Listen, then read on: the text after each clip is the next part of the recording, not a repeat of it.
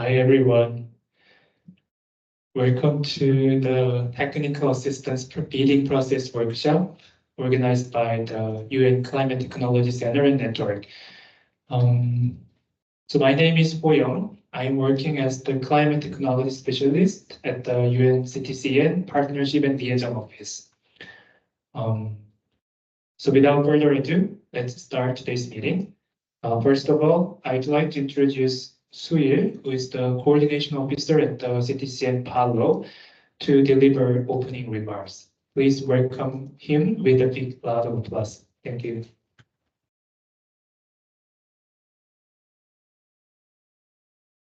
Thank you, Ho Young, for the kind introduction and your sincere efforts to host this meeting. Since the last meeting in April. Good morning, everyone. I'm Suyil Kang. I'm working as a coordination office at the CTCN Partnership and Liaison Office. And I think it is very difficult to travel on Monday because you have a long last, and then it is really hard to come back to work on Monday. And I really appreciate your long travel from your place to in Songdo, Incheon. So actually, the Palo has the head. He is the Mr. Rajiv Garg, but he's not now here. So that's why on behalf of him, I will deliver congratulations and the welcoming remarks. So, and then I would like to highlight that the CTCN network members are really one of the most important stakeholders in the CTCN. So such expertise from those CTCN network members are very critical to implement the technical assistance request proposed by our national designated entities. And also, I really, actually, as you know, the Palo office was launched in July 2022. Now it is almost 2 years now. And then I really hope that today's program, which introduce CTCN bidding process and also our CTCN's activity, which will be presented by Ho Young and Jae-won. I hope really you can really get many understanding and knowledge for those processes, and also understanding on the CTCN's activity. And then based on, I really hope that we can develop many strong collaborations in the future. So, and also I hope really you have very appropriate time here today. Thank you. Thank you, Suyil, for your insightful opening remarks. Next, we have an introduction to CTCN by Jae-won Kim, who is the Capacity Building and Networking Specialist at the CTCN. Please give her a big round of applause. It is my great honor to give you the introduction to CTCN. I'm Jae-won Kim. I'm Capacity Building and Network Engagement Specialist here at CTCN Partnership and Liaison Office, which we call it as a PALO office in acronym. There will be a lot of acronyms that I'll be using in today's presentation, but please bear with me and bear with us. I'm pretty sure you will hear these acronyms throughout the Ho Young's presentation as well. So the bottom line of this whole presentation is to give you the contextual understanding of what is PALO doing under the UNFCCC's technology arm implementation arm, which is CTCN. Our key service areas will be covered, as well as the upcoming planned activities for you to consider collaborating with us. Therefore, we create better technical system projects that are scalable in future.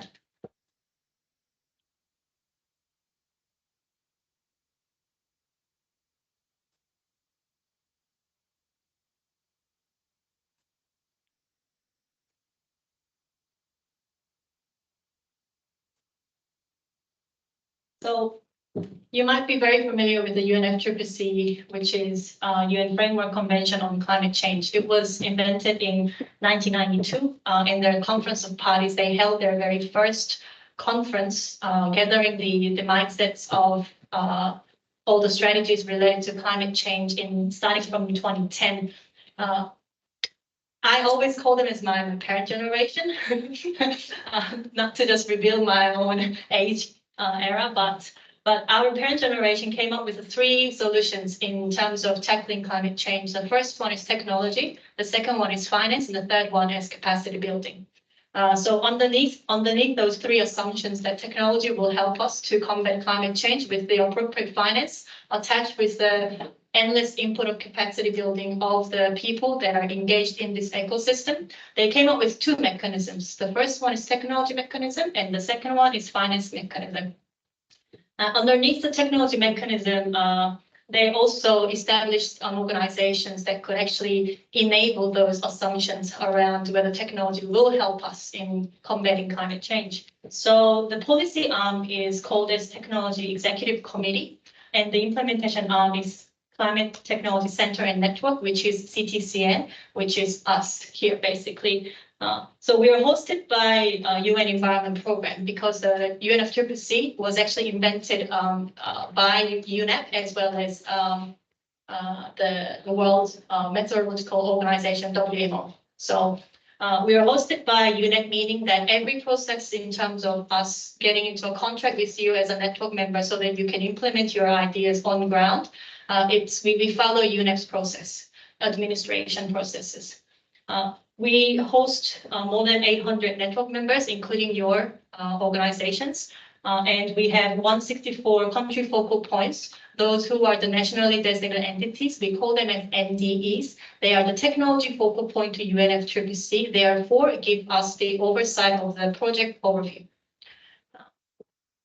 And within the finance mechanism, we have GEF and Green Climate Fund, which is, we call it as GCF.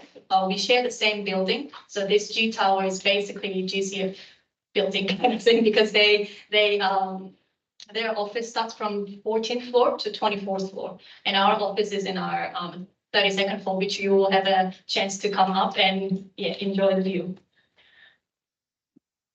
So our mandate is pretty much aligned with Paris Agreement. We are there to support the developing countries only, using developed countries' donation and their contribution in terms of climate mitigation and adaptation. We try to emphasize and facilitate the development of innovative technologies that could be disseminated to developing countries. Therefore, marketized, therefore, commercialized, therefore, the finance stability comes in together. And you'll be hearing this multiple times throughout Ho Young's presentation, as well as as soon as you start to engage with us, you will hear this often. The terminology we use here is demand-driven approach, meaning that it's developing countries demand-driven, neither developed countries demand nor network members demand-driven. Those nationally designated entities, NDEs, the focal points of UNFCCC's technology mechanism, they're mostly government officers in developing countries, those who signed up for Paris Agreement. They're mostly sitting on the Ministry of Environment or Ministry of Science and Technology within their country. And they give us, so they put their hands up and they go like, so this year we would like to receive any technical system related to water innovation. or infrastructure, or green cities, or e-mobility. It can go deeper into small micro technology solutions, example microgrids, or whether it's precise agriculture. I'm just giving the example over here. Once they give us the request, then we match whoever has the best solution within our network, therefore reimburse our funds to the implementing partner, which is network member that's been selected as our implementing partner. Yeah. And then our implementing partner takes over the project, and then they consult with our NDEs to fine-tune the proposal and implement it. We, CTCN, as the manager of the overarching manager of the project, we review the process as well as the outputs of the process.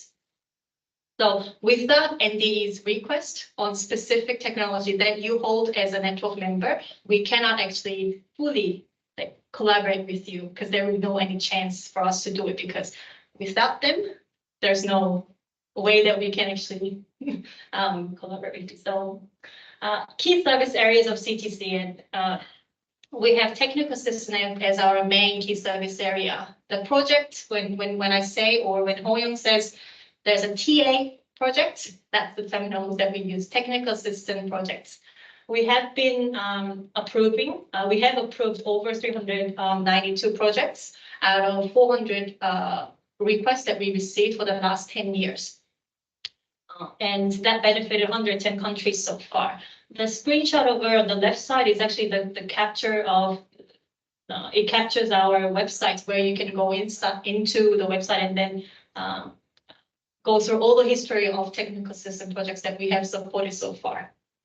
There are several different types of technical system. We don't only support the hard technology innovation, but we also support the soft technology innovation, meaning that that technical system could be about enhancing the governance and the planning stage of research development of certain technology for the certain sector. Or it could be a capacity building of the NDEs or the stakeholders related to that technology that you want to emphasize or test, or it could be a feasibility test of specific technology, or actual implementation of it. Therefore, you get some the groundwork examples or case studies, so that therefore it could be scaled up in a later stage of the technology innovation. So that's our main service area of technical system, TA. We also have capacity building and knowledge transfer as our second key service area. This is run by Carlo most of the time. And the key here with the capacity building is that we segment our audience. For example, we build and design and implement the target oriented capacity building programs. So we have a specific activities that is just to capacitate NDEs. We have a specific program that is to capacitate network members, which is this one. We have specific knowledge transfer materials that are publication or brief that could be disbursed for the awareness raising about CTCN or technology mechanism or general public. So capacity building programs are either in person or in hybrid or just online. Majority of the time we try to do the hybrid. Therefore, we welcome the in-person participation, as well as we touch on the those who have no access to actually coming to our office for a personal interaction with us. Collaboration with stakeholder is a third part of our key service area, which focuses on focuses on RD&D facilitation, meaning that we introduce the concept of RD&D in climate technologies to our NDEs, and they come up with the counter national experts, those who can share their knowledge to north or south collaborators within our network members.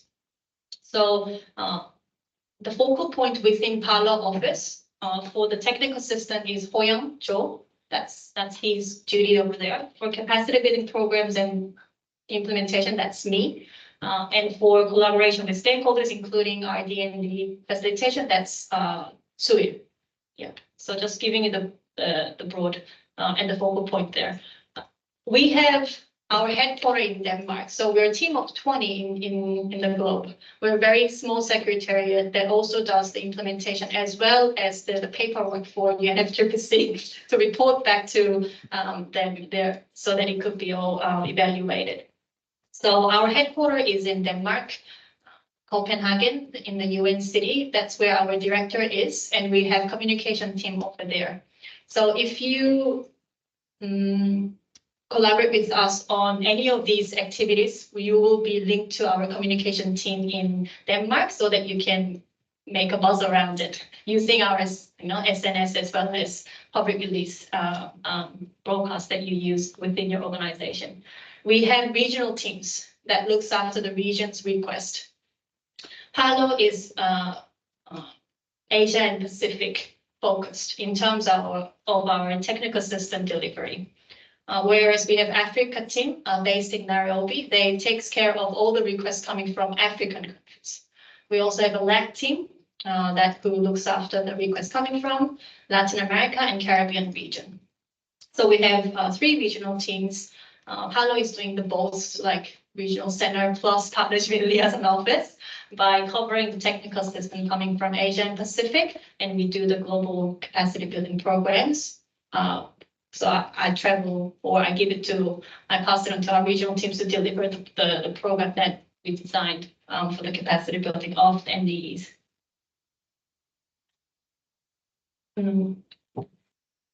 Just like all the other organizations, we also have program of work, meaning that we have internal strategy that's been endorsed by our advisory board. So advisory boards, they endorsed our 3rd program of work, which will shape and lead or guide our areas of support for starting from 2023 to 2027. We have identified innovative climate technology, innovation in climate technology. There are 2 enablers that we can apply. First is national system of innovation. The second one is digitalization, meaning digital tools in terms of hard technology over there.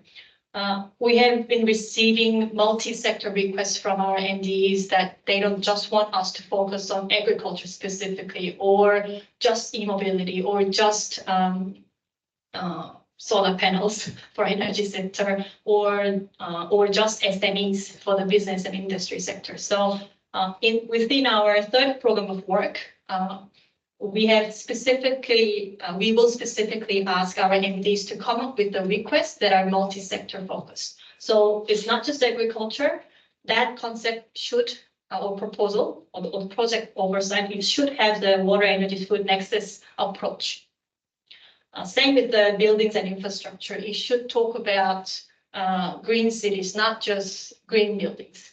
The project should be talking about sustainable mobility, not just about e-scooters. The system should talk about power plants rather than just energy systems like microgrids. The project should talk about or aim to achieve the development of or establishment of business and industry ecosystem, not just babysitting those SMEs. I'm just trying to really neutral in terms of the terminology that I use here, but just giving the context over here. So all the requests that we will receive from our NDEs for the next 4 years will be either sitting on NSI development or use of digitalization, which is digital tools, for these 5 sectors. So as you know, I can kind of feel that you already have your own innovative solution as the organization, right? So and you might already have the focused sector that you're expert in. So given this seminar is to highlight the water, energy, food nexus, WEF nexus, I'll give you some example of technical system that we have supported so far, so you get the idea of it. Yes, straight away. So Chile and Burundi, we have supported these 2 countries to come up with the technical system on specifically for water retention structure. And That was done a couple of years ago, and then it's been upscaled by the further funding coming from other organizations like Adaptation Fund, therefore scaled up for its longevity of the project. We also supported Mongolia and Solomon Island within Asia and Pacific area. It focused on the community-based refrigeration, which is the agriculture sector, and then it's been endorsed by the government of Canada after our technical system completion. Therefore, we mobilized more finance so that concept that's been proven within a certain area in Mongolia be scaled up within their country. Same with the Solomon Island, that's actually electric buses. Key stakeholders in our system. The first one is national focal points, NDEs, nationally designated entities. Those are government offices sitting under Ministry of Environment most of the time. South Korea's NDE sits under Ministry of Science and Technology. There's a climate change division. Underneath that, there's a lady called Yoon Ji-hwang. She is the NDE of South Korea. So all the details of the focal points of CTCN, which is UNFCCC technology mechanism, could be easily found under our website. So they have their own addresses, their email, as well as their details. Therefore, you can access that information freely. Our second most important stakeholder is network members, because CTCN, we don't have any technology solutions, right? We're the matchmakers. We provide funds to the network members to come up with a solution that meets the needs and wants of our developing countries. So by its distribution, we have over 840 up until now. We have accumulated for the last 10 years. By the way, this is our 10th year anniversary this year. For the past 10 years, we have been collaborating with mostly private sector, followed by research and academic institutions in the globe. If I closely just look into the Korean network members, out of 800, more than 100 are Korean network members. We have majority of the government affiliate research centers registered as our network member, as our Korean network members. But if we look at the participation rate of those highly innovative Korean network members, it's only 7 to 8%. So we found that, okay, there's something going wrong with it, because you sign up for us to be our network member, but you're not actually collaborating with us, meaning that you're not taking our money so that you can, make world better to meet the needs and wants of the developing countries. So we found out that the lack of internal capacity, for example, human resources or time to prepare, because our request for technical assistance, there's no quarterly request. It's on demand driven, meaning that it can come yesterday or a day after, or 2 months later. But most of the government affiliated research centers, those who are our network members, that you have your own fiscal year and cycle to ideate the project in advance, early in the stage of maybe February, and then you get approved by your board and so on. So you have your own cycle, and that has been the challenge that we found to engage Korean network members to our process. And relatively small funding size. So in every technical system project, the duration is mostly a year, and we support up to $250K US dollars. So, and there's a reason for it. GCF, the finance mechanism, their modalities are much more bigger because their projects are there for to ideate as well as to establish long-term visions. Whereas our ones, you can consider as like a quick fix. The pros and cons lies in both modalities when it comes to we get to compare our strengths to CTCN and to GCF, but we are like siblings, to be honest, because we come from the same mom, which is UNFCCC. So the strength of GCF is in stability, of course, because they fund more than they fund the projects that are more than 3 years old. So there's a project stability, but the approval time that takes for GCF to reimburse their cost to their implementing partner, it takes another 3 to 4 years. Meaning that the country dynamic change, their needs change when it comes to implementing the project. Whereas CTCN, we try to avoid that situation. So if there's any urgency, like urgent need that comes from the developing countries, we try to respond to it at our best manner. But I'm giving you this information because your technology innovation, the solution needs long-term as well as short-term goals. So I want you to consider how to link those financing modalities that are available within UNFCCC, including CTCN. And once you come up with a proposal that you think you can serve the purpose and the needs of the developing countries, I want you to consider CTCN's activities that needs to be done prior to that long-term vision to be built. Does it make sense? Yeah. I'm pretty sure you already have your own organizational strategy, as well as your project strategies. Along in that time of 6 or 7 years of strategy, slice the part that needs to be done now, give it to us, and leave the other parts for the bigger funding. And because the bigger funding, they will ask for the evidence, like a small scale evidence anyway, right? But we are there to facilitate that small scale evidence, accumulation. So just wanted to sell this part really hard to make them because there's only 7 to 8% of participation rate of the Korean network members, which are the largest number of network members within our global network members. So yes, so technology mechanism, CTCN at a glance, we have received over actually 450 technology requests. Of those, we have approved and implemented 392, benefiting 113 developing countries. We have 800 more network members. You can also check on GCF's website for their project scope as well as their modalities, but we also have GCF water sector lead today as a speaker to give his experience to you.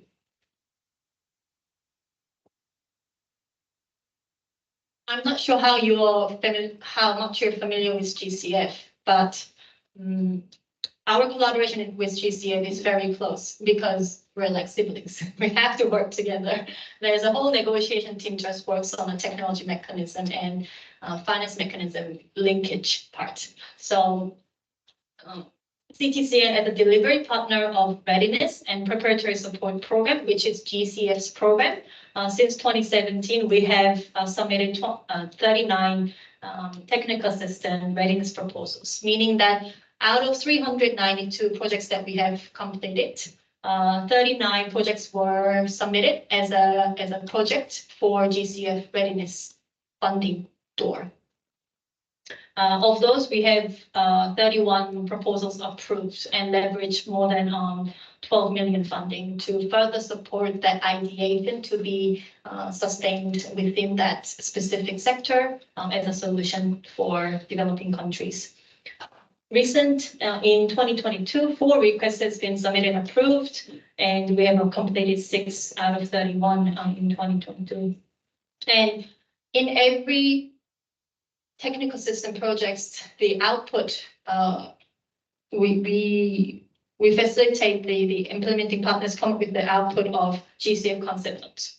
So just to plug that in, that approach or the attitude towards using or collaborating with us is not in just one-time point fix, but also is in multiple time of longevity. So we have that part there, which Hoyoung will cover in more depth. Maybe I'm a bit aware of the time, to be honest. Maybe I can cover this plan activities after having Hoyoung back to our here podium, and then you can deliver the technical assistant, and then maybe I can cover this later on because it might be too much for you to comprehend at this moment. So I'll stop here and come back to it for your further collaboration later on. Thank you so much for listening. Questions? Right. Yeah. So far, if there's any questions, please feel free to. No? Okay. Then I will welcome Hoyoung to take his. Thank you. Thank you, Jeron, for this comprehensive presentation. So we will now begin the session 1 of today's workshop. It will focus on understanding the CTCN bidding process. During this session, we will walk you through on the CTCN, TA, and also pro bono TA funded by the Korean government.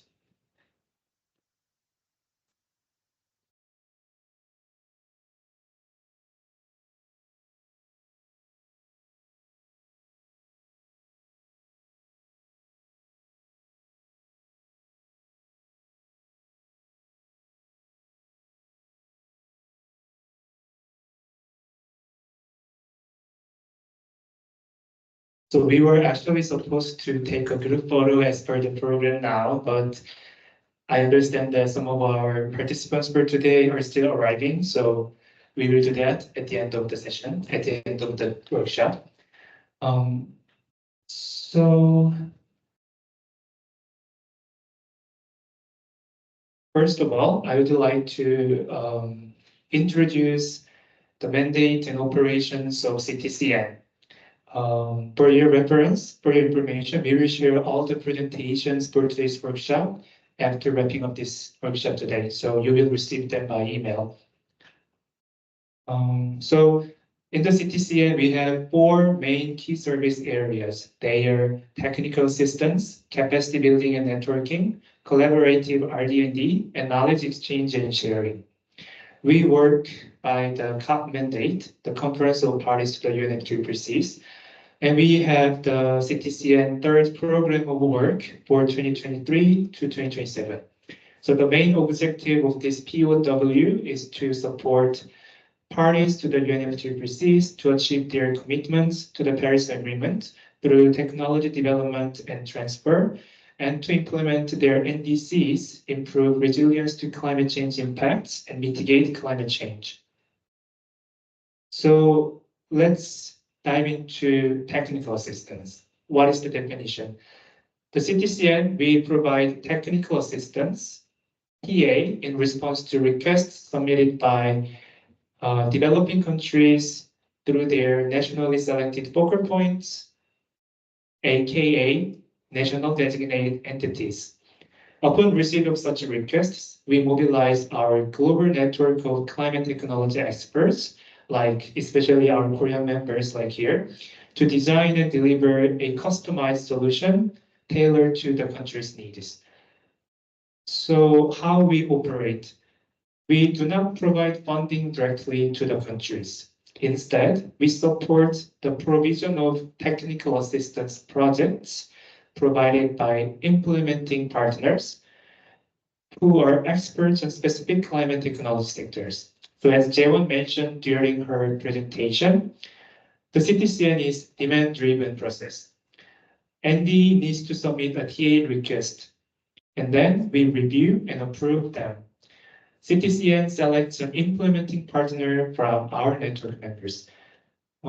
So once we select an implementing partner, we say that this project is now under implementation. CTCN manages the full cycle of the project implementation. The implementing partner delivers the activities of the project as agreed with the ND and the CTCN. ND is concerned with both the CTCN and implementing partner to ensure effective service delivery.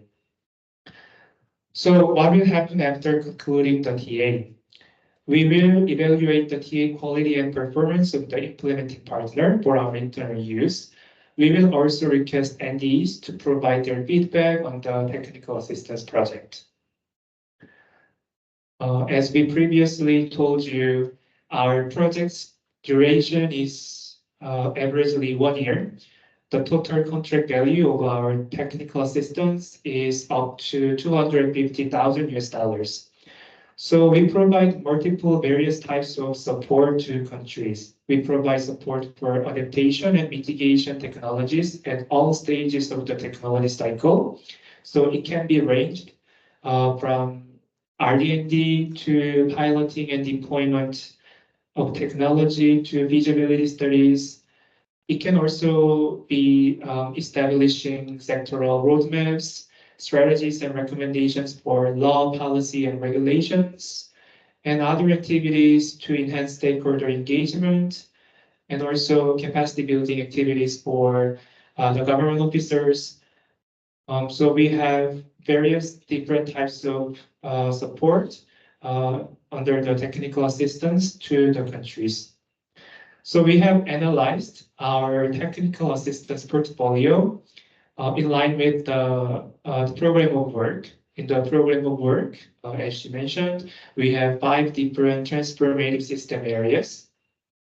So it is a global portfolio status.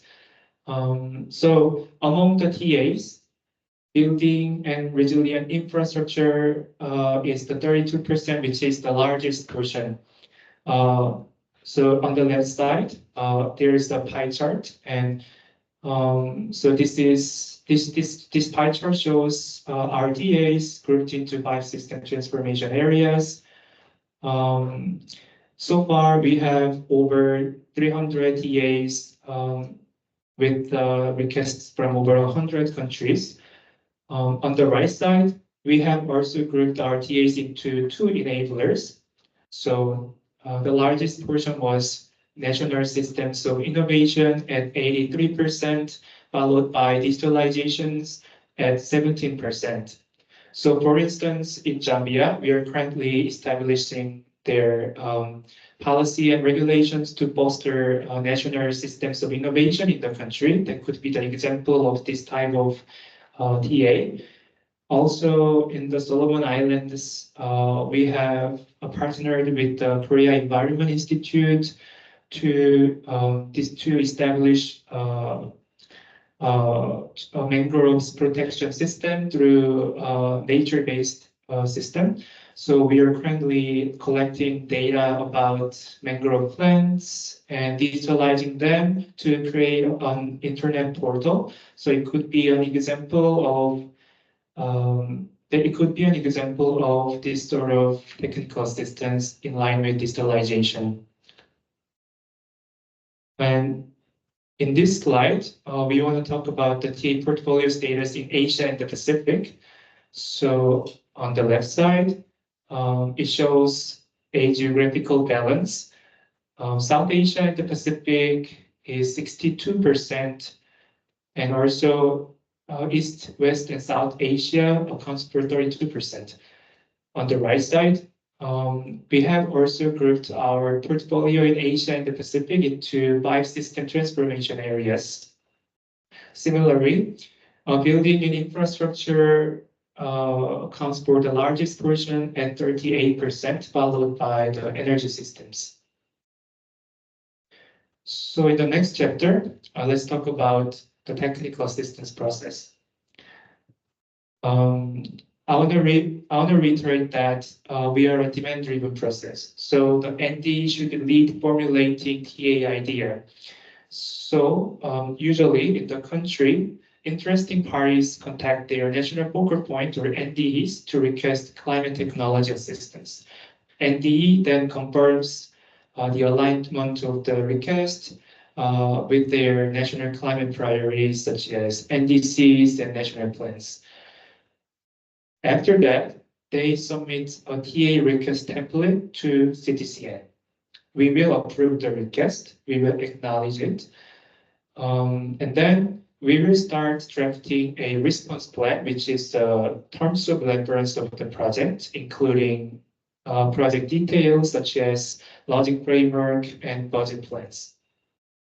For your information, response plan should be reviewed and approved by both NDE and CTCN. Once we prepare the response plan, we will open bidding to select an implementing partner. So there is a specific web page, which is UN Global Marketplace. So you can find procurement-related information of the UN at this website. So we recommend our network members register for this website. Also, this type of bidding information is available on our CTCN webpage and social media. Only members of CTCN network are eligible to participate in the bidding process. So network members can join the bidding at the UN Global Marketplace webpage. In this website, you will find two information, which is requests for expression of interest, REOI, and terms of reference, and also financial bidding template. So after reviewing those documents, we will select the finalist of the bidding. Once we select the finalist, then we will contract them. So we'll draft a contract, and then that contract should be reviewed and signed by both UNEP, CTCN, and the finalist. The project starts implementation once the two parties countersign the contract.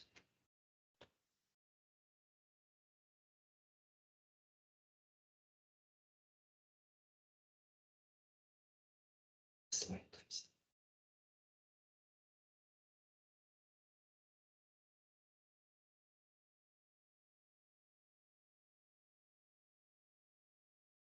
So after concluding the TA, we will evaluate the TA quality and performance of the implementers for internal use.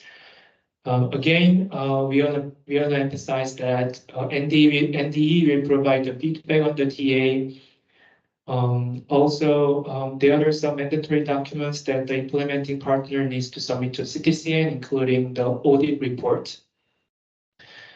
After concluding the TA, we will continue to liaising with the NDEs and implementing partners to follow up on any scale opportunities and results of the technical assistance project. So we will regularly communicate with NDEs, project implementers, and project opponents to collect lessons learned and any impact achieved in countries. So this is the last chapter for my presentation. So let's talk about how to apply and what key steps are involved. So as you may all know, only members of CTCN network can apply for the bidding process. And you can always check relevant information at the CTCN webpage, LinkedIn account, and also Facebook. So first of all, we recommend implementing network members to register for the UN Global Marketplace because you can receive the future alerts after signing up for this webpage. We also reiterate that there are two stages for the bidding process. So one is request for expression of interest, and the other one is for request for proposal. So first of all, once you check the REOI, we recommend implementing partners start preparing their bidding documents if they are willing to apply for it. There will be 4 to 5 weeks between advertisement and closer date for REOI. And request for proposal will be sent out to all those who have submitted EOIs to submit proposals in 2 to 3 weeks. So this is the last slide for this presentation. Thank you for listening. I want to open the floor for any questions you may have.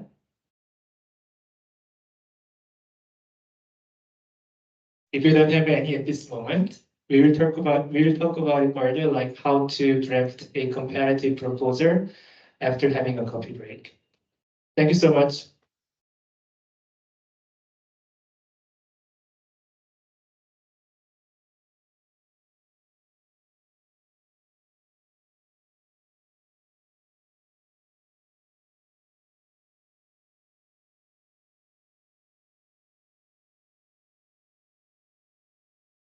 So we will start the next presentation, which is about the pro bono TA funded by the Korean government at 1:50 p.m. So we still have like 3 minutes. So if you are in a rush to toilets, then please feel free to do so. Otherwise, please take a moment. Thank you.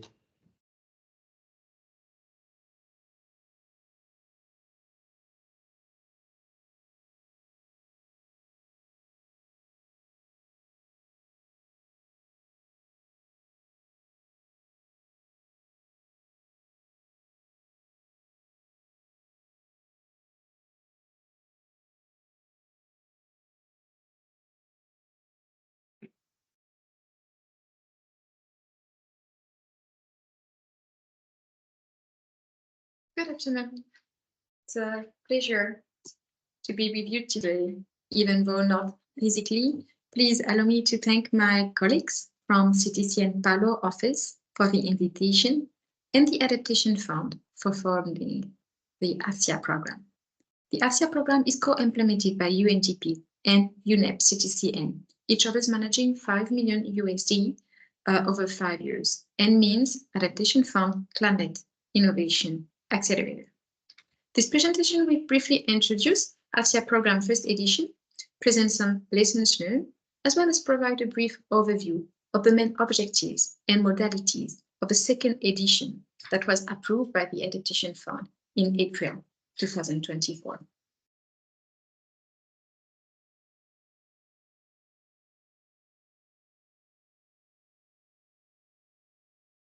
So the primary objective of Adaptation 1 was to support countries to test, evaluate, roll out, and scale up innovative adaptation practices, products, and technologies.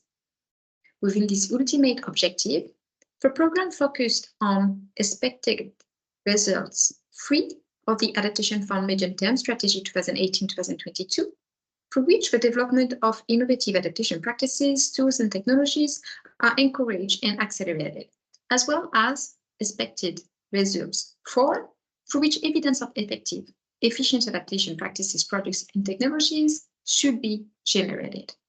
ASIA 1 implemented 25 technical assistances, 15 parent technology components, and 10 with an enabling environment focus. As I said, 25 projects that are being implemented in Africa for 11 of them, 7 in Asia, 6 in LAC, 1 in Eastern Europe, and 52% of these 25 projects are implemented in least developed countries, LDCs or Cs. With regards to the selection of these 25 technical assistances, the proposals were received through 3 calls of proposals. The screening of the request was ensured based on a clear eligibility, prioritization, and balancing criteria previously defined and approved between the CTCN and the Adaptation Fund. Experiences showed that 20% of the selected requests come from non-conventional stakeholders. What we call non-conventional stakeholders are all stakeholders that are not governmental entities and can include private sector, universities, NGOs, think tank, center of research, etc. The major sectors covered under ASIA are water management, water, energy, food nexus, and the agriculture sector. With regards to the technologies that have been more requested under ASIA, we have the solar irrigation pumping system, the SPIS system, as well as some digitalization tools such as early warning systems, agro-meteorological, multi-hazard platforms. In ASIA 2, a continuous and transversal communication and knowledge sharing component, as well as the use of innovative tools for comms, should continue to reduce the barrier for non-conventional stakeholders to access CTCN support and to increase the awareness among these stakeholders on CTCN delivery model. I'm going to introduce a couple of projects that have been implemented for ASIA. I'm not going to go through the 25 of them, and we'll only present during this session 3 projects and another session of this a presentation, 2 more. But please, if you are interested in having a look at the full list of the ATSIA project, you can go to the CTCN webpage. There is the possibility to filter the technical assistances by programs, including ATSIA.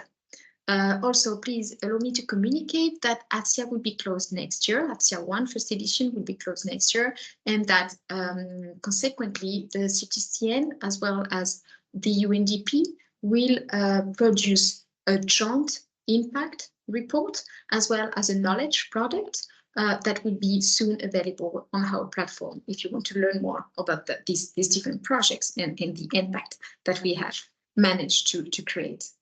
So as I said, for the moment, I'm just going to focus on 3 projects, one in Africa, one in LAC, one in Asia, starting with the one in Africa, which is in Malawi in this case. The technical assistance will complement the Department of Climate Change and Meteorological Services to test and investigate the use of mobile phone technologies as a solution to comprehensively collect and digitalize weather and climate observations. A first pre-feasibility analysis will be done on the possibility to use simple mobile phones, not smartphones, just simple ones, to conduct comprehensive and systemic collection of data for application in impact modeling and developing climate futures for purpose of adaptation and disaster risk management in Malawi. The proposed technology is expected to provide techniques to adapt to climate change and provide practical knowledge and skills to undertake effective data digitalization and analysis for impact modeling and adaptation. Once the pre-feasibility will be finalized, and if we consider that the technology can be implemented in the context of Malawi, the architecture of the system will be designed, defined, discussed with the stakeholders, and finally agreed and endorsed by the communities and the governmental entities to be tested at small scale. Finally, a financial model will be elaborated to ensure the financial viability of the technology in the short, medium, and long term in the context of Malawi. Of course, users and administrators of the system will be trained during 6 months to the use of the technology so that they are fully independent when the TA is over. The second project is about Mongolia in Asia. And a major part of Mongolia's land is degraded through overgrazing, deforestation, and climate change. Climate change has significant impacts on Mongolia's grassland ecosystem and the livestock farming, which consequently threatens food security of the country. With the existing players in the market, the value-adding process like meat production, processing, packaging, selling are several steps away from the communities. The communities are then suffering as their livelihood is depleting, making them more vulnerable to climate change. The lack of institutional capacity, barriers to the market, and the lack of adequate risk mitigation measures are also adding to it. So the objective of this technical assistance was to strengthen climate resilience livestock farming, to create economic sustainability for vulnerable herding communities, and to contribute to Mongolia NDCs and national climate change adaptation and mitigation priorities.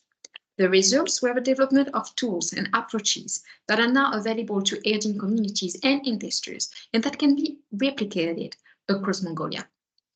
We also offered tangible approach to integrate climate change policy and analysis to Go Mongolia's long-term development strategy, Vision 250, and agricultural policy. Please note that this project has already managed to leverage $7.5 million from the government of Canada, as well as $100,000 from corporate contributions. Last but not least, I would like to introduce a project in Latin America and Caribbean, in St. Kitts and Nevis, where in response to the early stages of a drought, St. Kitts and Nevis took several water conservation measures, including repairing lakes, installing cisterns, implementing water rationing, developing water management contingency plans. To develop a long-term strategy to address climate change impacts, St. Kitts partnered with the CTCN in order to incorporate a drought risk modeling as a planning tool for climate change adaptation measures. The comprehensive drought forecasting system created combines data from Earth observation, land surface model simulations, weather and climate forecasting, hydrological data, hydrological modeling. Climate forecasts, ranging from monthly to seasonal timescales, are used to drive an hydrological model. The system generates monthly forecasts of water stress, while calibrating results against historical data. Data and patterns are analyzed to produce a reliable forecast and risk map, which feeds into a visualization tool to assist stakeholders in making data-informed decisions. The model also serves as an alert system for emergencies and the activation of contingency plans. What happened next when the TA are implemented under ASIA is there opportunity for scaling up. And as part of ASIA, the first edition, the CTCN was expected to submit 2 concept notes to the Adaptation Fund. One of these concept notes has already been approved by the Adaptation Fund for a total value of $5 million. The pilot was piloted in Burundi in 2022 and aimed at demonstrating the effectiveness of a wide-field mobile flood barrier to enhance resilience to flood and drought risk. The project was completed successfully and presented by the president of Burundi during COP27 in Egypt. The proposed program builds upon the knowledge and the experience that was acquired during the pilot and engaged with many stakeholders, including ministries, communities, farmers, hydrologists, financial institutions, flood and drought consultants, and of course NGOs. The second project that was selected to formulate a concept note is a project in Maldives. Water scarcity is one of the biggest challenges in Maldives that arise from climate change. Fresh water is the most important water resources in the country. However, the quality and the quantity are highly affected by climate change and human activities. Excessive groundwater extraction had led to saline water intrusion and reduction of the efficiency of the natural recharge processes. That's why it's important to develop and to deploy an efficient method for groundwater extraction. The CTCN has, with the support of this ASIA program, designed and installed an infiltration gallery system for groundwater extraction to ensure a sustainable use of the limited water resources with minimum impact in the aquifers in one of the islands of Maldives. So what are the lessons learned from ASIA? If you want to make it short, we can say that there is appetite for this kind of program, for this kind of technical assistances. We have received more than 400 applications from 87 countries, 52% being from LDCs and from states. The other achievement is that most of the projects that are implementing under ASIA are able to leverage additional funding, either through concept notes or through support from other governmental entities or through private sector. Then, in terms of lessons learned, we have noticed that we could improve and we need to make further efforts in building the capacity of the project proponents. We need to increase the quality of the requests that we receive in order to increase the selection of potential technical assistances. Another lessons learned is that the projects are still mainly driven by governmental entities, which is understandable considering the modalities of operation of the CTCN, but we would like to work further with the knowledge helix and make sure that NGOs, private sector, universities can further engage with the CTCN. So what is coming next, and what are we expecting to do with Adaptation Fund 2? As I said, Adaptation Fund 2 is a program that was approved by the Adaptation Fund in April 2024. It's a program for 10 million USD to be implemented under 5 years. It will probably be kicked off by early 2025, and it has the objective to support countries in testing, scaling up, and leveraging innovative, transformative, and locally led adaptation technologies across the technology cycle, and to anchor these technologies into national system of innovations. So for this, we will have sub-objective under ASIA, which is, of course, to encourage, to test, to demonstrate climate adaptation technology innovation. We will have to scale up high-impact adaptation technologies. We would like to create favorable enabling environments for these technologies. And of course, we would like to share knowledge and build capacity on adaptation technologies. Adaptation 2 will be implemented through 3 different main components. There will be the first component with the incubation phase, during which 40 technical assistances will be selected to test climate technologies. Each project will have a maximum value of $250,000. Then we will have an acceleration phase through which 10 of these projects tested through the incubation phase will be scaled up. 10 other projects will benefit from the strengthening of the national system of innovations. And 3 concept notes will be submitted to the Adaptation Fund. Jointly, and as a transversal component, we will have a capacity building component with the aim to support the creation of high quality requests.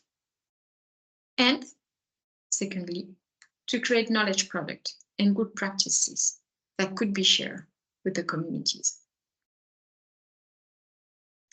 So just to describe a little bit more about the modalities, AFSIA 2 will also deliver technical assistances and not grants. The application will be on a rolling basis. So this differs from AFSIA 1, during which the applications were expected to be received through calls for proposals. In the case of Adaptation 2, we are not expecting to launch any calls for proposals. The countries will be free to share their request anytime as soon as it is launched. We expect and we hope to have the chance to work more with universities, NGO, private sectors, as well, of course, governments. And one of the main eligible criteria will be to have the request endorsed by the national designated entity of the CTCN, the NDEs, as well as the Adaptation Fund designated authorities, the DAs. I think this is more or less it for my presentation. Thank you very much for assisting to this session. Please feel free to contact me anytime if you have additional questions. The project is expected to be, the AFSIA 2 program is expected to be launched by early 2025. More information will be published on CTCN webpage, but in the meantime, if you have any important questions that you would like to raise, please feel free to share these questions with me or with my colleagues, and they will make sure to forward them to me. So thank you very much again, and I wish you a nice end of the session, and I hope to hear from you soon. Thank you very much. Bye-bye.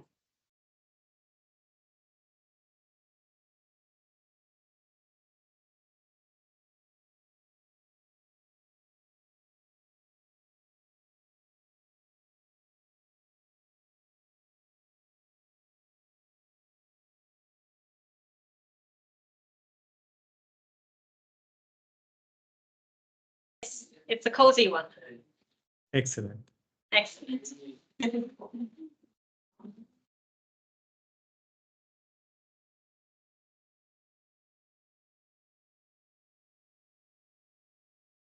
Oh, if you can see.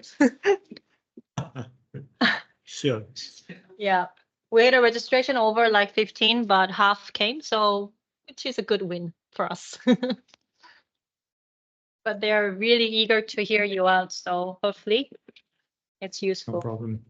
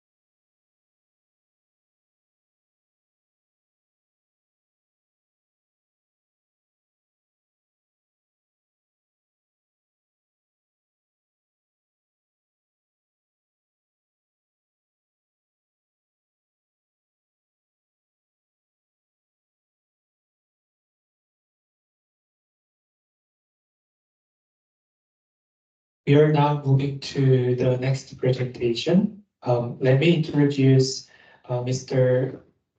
Bacon from the Green Climate Fund.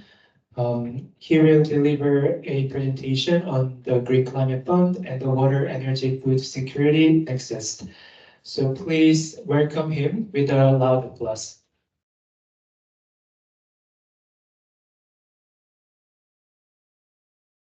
Shall I start?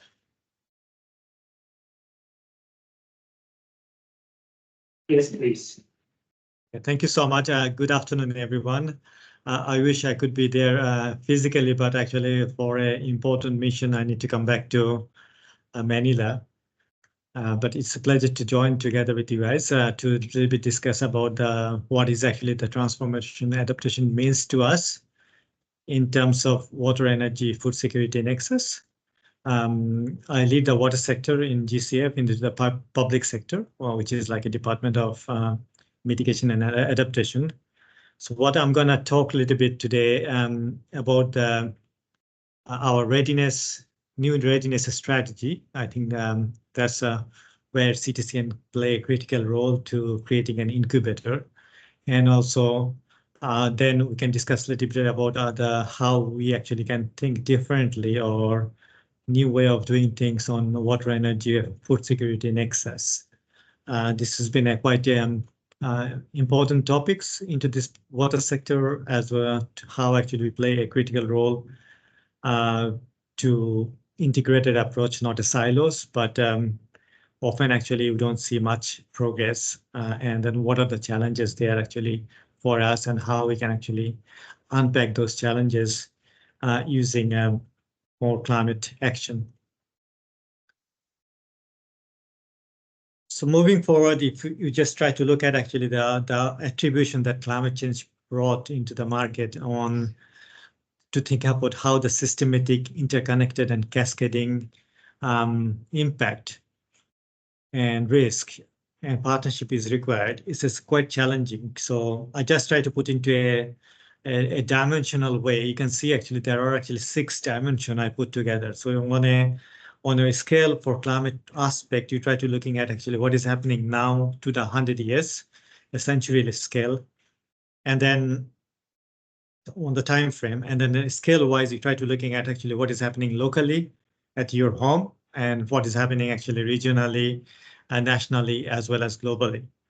But then also there are actually system understanding because there are many things, knowledge is unknown, many unknown factor coming, ambiguity, underestimation, there are transboundary aspect, there are outcome based like, breakdown, collapse, critical aspects, and then there are interrelationship are coming together on interdependency. So altogether creating a huge challenge into the water sector. In other way to looking at actually what are the urban challenge, social settings, bankability, and all these challenges could be a bankability because otherwise accessing to finance would be quite difficult.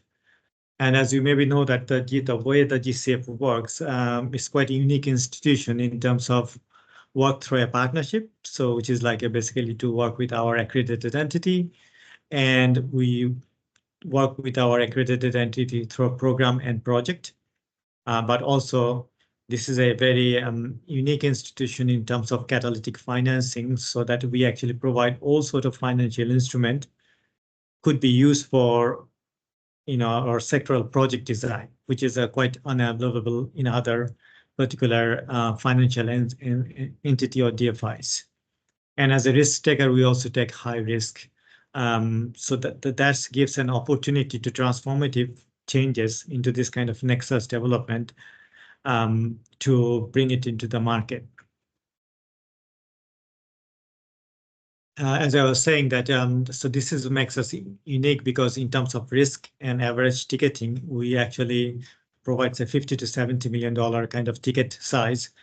But as you can see in terms of risk, we actually sitting on the middle with all the instrument in place, and that gives a quite good opportunity to create a scalability as well as to bringing a risk appetite to bringing a challenging project which is maybe hypothetically right, but never tested, but we can actually try to test those kind of project into country to create a more greater climate action.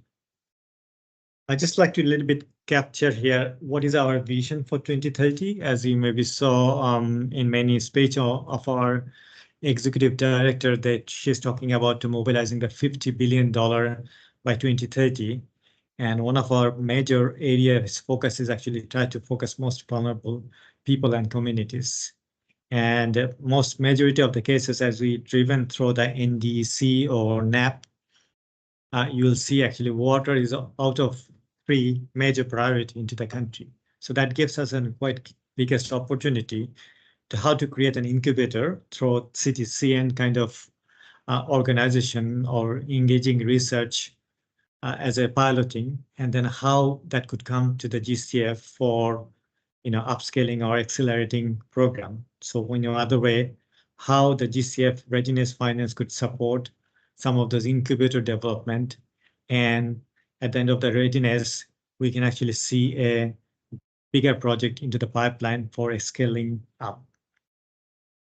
We are also trying to look at more on the private sector investment. So how actually you can crowdsource more on the other instrument or other investment into the market, and also partnership model. So how actually we can bring more partnerships so that actually the crowdsourcing to the private sector philanthropy, NGOs, all sort of agencies.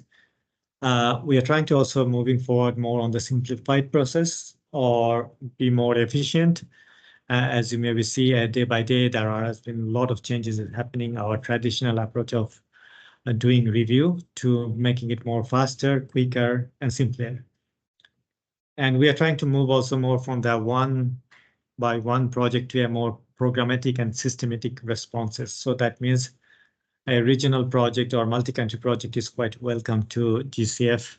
And I think that quite well fit onto the water, energy, and food security nexus. Now, a little bit capturing on the readiness, because as a CTCN, you actually have a very critical role into the readiness support. And as you may see that our whole readiness modality has been changed. It's now more open. So country can actually access $4 million for 4 years at a time. And that gives a quite great opportunity to packaging a incubator kind of project to test and bring it into the GCF pipeline for a bigger project. So, and then also LDC and seeds country, they have an additional envelope. They could actually access 320,000 per country. And then there is a $3 million for NAP support for the country. So, and then as a DAE, if any DAE is as a graduate recently, they can actually access up to 1 million per entity, so that actually they could able to increase their knowledge sharing and learning to enhance these 3 particular objectives of the readiness. And I think this is also a great opportunity for countries to utilize our readiness finance in a more efficient way. And we look forward to see actually the CTCN engagement and also contribution, see how actually they could able to support to the country to harnessing research or advanced research, transformative research into the operational domain. And so that actually some of those advanced science and technology could actually translate into the community scale for better understanding the risk and better adaptation and mitigation. And then now in terms of programming for next 3 years, we are trying to focus on the readiness and preparatory support, so which is actually enhance the focus on climate programming and direct access so that the national entity can able to access more money. Looking at more again the mitigation and adaptation, more paradigm shift across the sector, so where Nexus fits quite well.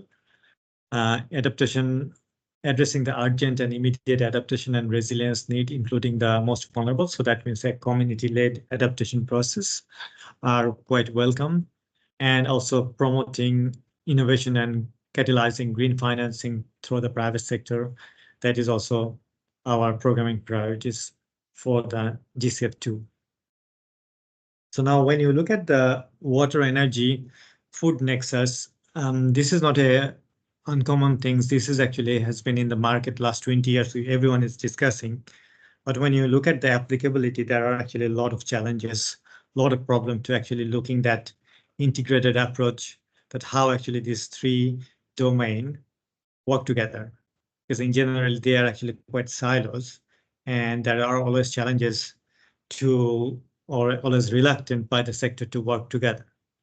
So there are challenges in terms of technical sustainability as well as governance. I would say governance is a major problem for water nexus approach, but also to looking at actually the climate rationality, how the climate change is actually impacting each of those sectors, and how you find a common path between these three sectors is quite important and critical. And looking at the food security, water cycle distribution, renewable energy supply, because each one of those has a positive and negative impact to the other sector. So how we actually balance is quite important. And that's where it brings actually the knowledge gap, because there are quite significant knowledge gap between the countries. So I believe this could be a good opportunity for enhancing the knowledge gap through CTCN technology or research that are coming to the market, and how we can actually come up with an innovative solution to, and as well as systematic thinking into the process. Here, I just provide an example.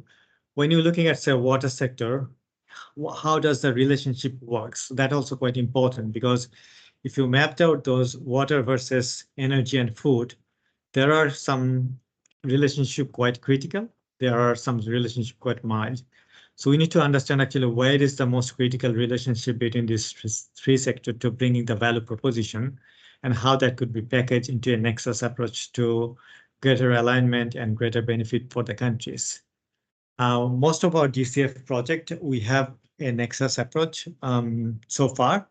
As you can see on the left side, any GCF project has a 50% water security directly engaged, but there are actually agriculture, food security, cities and buildings, ecosystem, energy, early warning, all are integrated. So far, we actually mobilized $2.8 billion into the market, but at the same time, we have currently in the pipeline more than $3.8 billion on the water security project. And we always welcome some innovative approach into the nexus area. But again, actually, if you look at what does it means actually the transformational adaptation for water, energy, and food. As you can see, I try to put a minus and plus. So when you're looking at actually water and then looking at energy for water, there are negativity, but then food for water, there is a positivity. So in a negativity, like, water treatment and filtering, and the positive is like a mulching, nature-based solution. You can bring the water quality and contamination. But again, when you're looking at the energy side, water for energy, there are positivity, but again, food for energy, there are some positivity. And then when you're looking at it in the food sector, energy for food, you have a negativity, water for food, there are some negativity. So how you actually balance those kind of approaches? So looking at the traditional approach, like looking at R&D, and then you try to pilot, and then you try to do demonstration, rather than actually looking at how the widespread adaptation of winning or deal idea that we can bring into the market, and then how that could be shared peer-to-peer so that everybody actually co-benefited. Because if you bring an idea which is benefit for your sector and not much beneficial for other sector, it will not actually accepted by your stakeholder, and then there will be a difficulties to bringing those kind of practical application or promising or demonstrating that in a real life. So that's where actually you need to be changed a little bit on the traditional approach, research approach and traditional legislative approach into a more pragmatic deal-based approach, or piloting and accelerating based approach. Here are some of the transformation into the water sector that we are trying to look at, especially on the water conservation, efficiency, and reuse. hydrological observation or risk-based decision-making like early warning system, water integrated water resource management, or SDG 6, ecosystem-based adaptation, climate resilience WASH program, as well as community knowledge as a cross-cutting. So how these are the activity if we try to bring into a transformational adaptation to bringing other sector like food security and energy is quite important, using different financial instruments such as water bond, cat bond, guarantor, investment insurance, or debts for climate swap. These are the critical opportunity here. And any project that need to become under the nexus for GCF, it need to be fulfilled the GCF investment criteria. So we have a 6 very fundamental investment criteria. I hope you all familiar with that. So which is looking at the impact potential, that what are the climate impact you are actually bringing. It's not just only actually bringing the number of people that you are serving, rather actually what really climate impact you are actually creating to the society. And what are the paradigm shift? What are the innovation technology you are bringing? And that's again actually that quite relevant for you in the room. That actually, what does a paradigm shift means to you? What are the new technology? What are the new innovation? What are the new techniques that could be bringing to the market to doing things differently but more efficiently and effectively? And then looking at the sustainability, because anything you bring an idea, we need to look at actually how that actually fulfill on the long-term sustainability, but also how that has been accepted by the country. So that means actually the recipient need and also ownership. But at the end of the day, it needs to be efficient and effective because the number of money you invest, it needs to have a benefit with or worth of that particular investment. So those are actually quite important for designing any water-related project. We have a clear guidance into the water sector guide. If you go to the GCF website, you can find the water sector guide and project preparation guidelines, where you can see actually that we try to look at more risk-based approach into the project design. So you have to understand what are the climate-related exposure, what are the climate-related hazard, and how those vulnerability there, and what kind of mechanism or what kind of technology that could be brought in to de-risk those risks that are available into the market. So in terms of understanding the baseline of the climate change, to understand the impact and vulnerabilities, and then once you understand your vulnerabilities, you can come up with your adaptation process or prioritization of intervention, and how that could be actually helping the paradigm shift or bringing the innovation into the market. And then we have a clear guidance as well, actually, how the natural system, social system, and as well as institutional system should integrate together. One of the biggest challenges, I should say, into the nexus is actually more on institutional. So how that silos could be break up, so that we need to be look at. And here I just try to put some example that, if we look at the technology that has been already applied successfully into various countries in terms of various nexus. So you can see a nature-based solution, good example on water energy nexus, but there are water food nexus, food energy nexus, or water energy food nexus. And then what are the transformational potentiality here on the climate action to enhance the ecosystem services, carbon sequestration, as well as resilience in terms of urban tree, forestry, green space, green roof, constructed wetland, floodplain, floodable parks or floodplain wetland, retention pond, urban farming, or hydroponics, aquatics, or aeroponics. So there are a lot of examples already into the research domain, how we can actually bring those research into operational domain. That's where actually GCF is looking for. And if there's a new ideas, we always welcome actually to see what are the new technology could actually bring into the forward to supporting some of this kind of nexus to making the transformational or transformative potential. I think that's all I like to just say, but one of the things that we like to encourage you to look at the infrastructure 4.0, which is right now going on, how we can actually achieving better outcomes with technology and system thinking. So whatever technology you think this is reliable for the nexus, but how systematically those are actually integrated into a framework, try to look at that angle so that you can always design as a modular approach. So whatever the fit for purpose, and then, systematic, so that actually you can module by module, you can fix those kind of things, creating an ecosystem. And then once the ecosystem is ready into policy and in environment, you try to create those kind of new business model. And then once the model has been tested, you can actually build the skills and education and capacity building. So that's how it could actually go more systematic, as well as technological adaptation into the new era. With these things, I let the floor open. I hope I'm able to cover. I already take a lot of time, so 20 minutes was allocated for me. But please feel free if you have any question, happy to answer.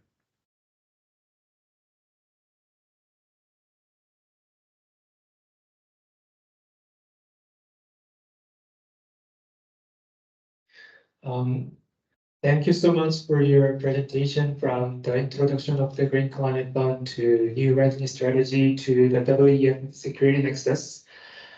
I have a question regarding the 50 by 30 vision. Can you please provide more details on how the GCF will maximize private sector engagement and simplify the project review and approval process? Mm-hmm. Yeah, I mean, that's a very important question you raise, actually, that how we can actually attract the private sector or the other innovative financing, those are actually into the market. And if you look at some of our recent initiatives we created in terms of education, health, early warning, and ocean. So we created a lot of this co-investment platform, a sort of like a programmatic approach. So just one example is here is early warning for all, which is actually the UNSG's vision to achieve by 2027.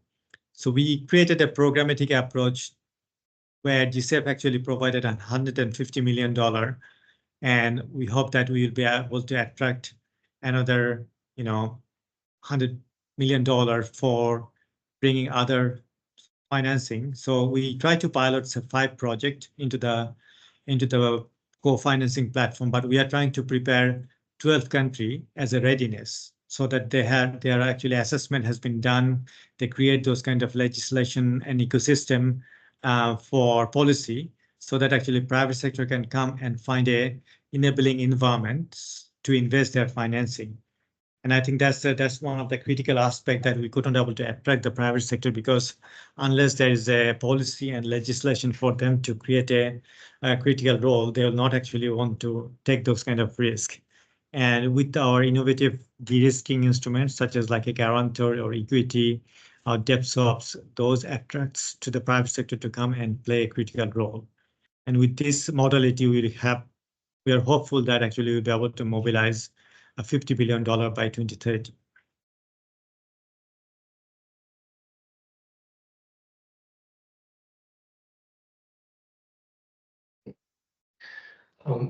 Thank you for answering the inquiry. So the floor is still open for any question from our audience for today's workshop. Should you have any question, please feel free to raise your hand.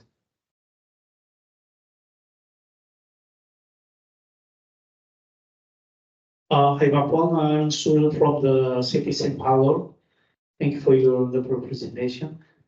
I have a short question for you. I mean, could you list of some technologies you mentioned during the your presentation regarding the WF nexuses? I remember aquaponics especially, but could you list some of potential for the WF nexus technologies?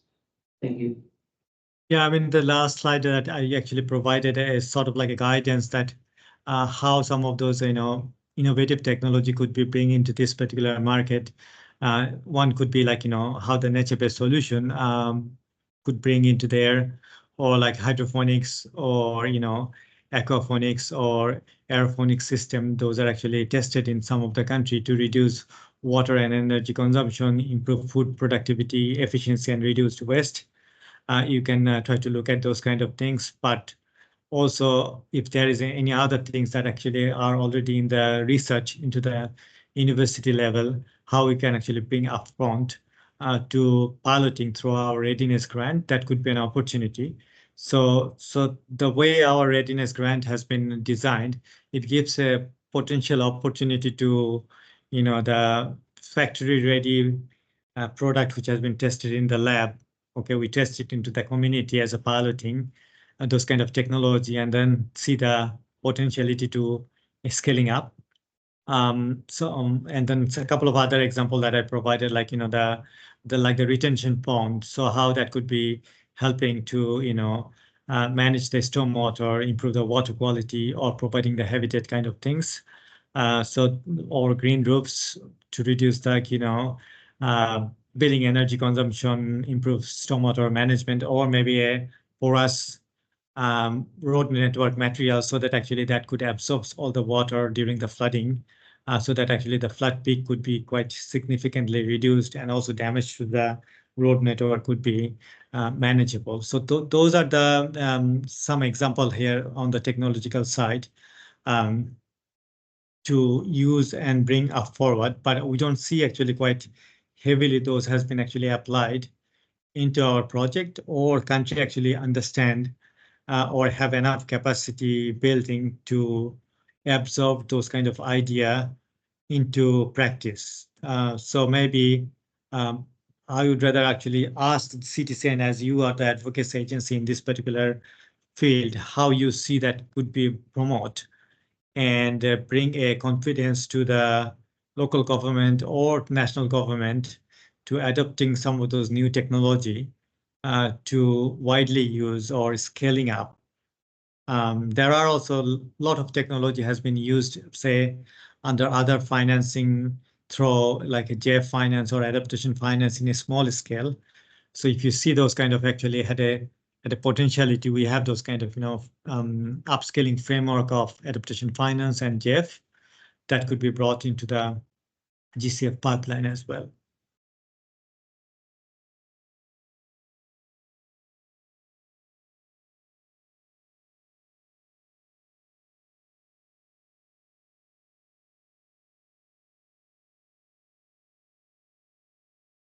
Hope I am able to answer your question.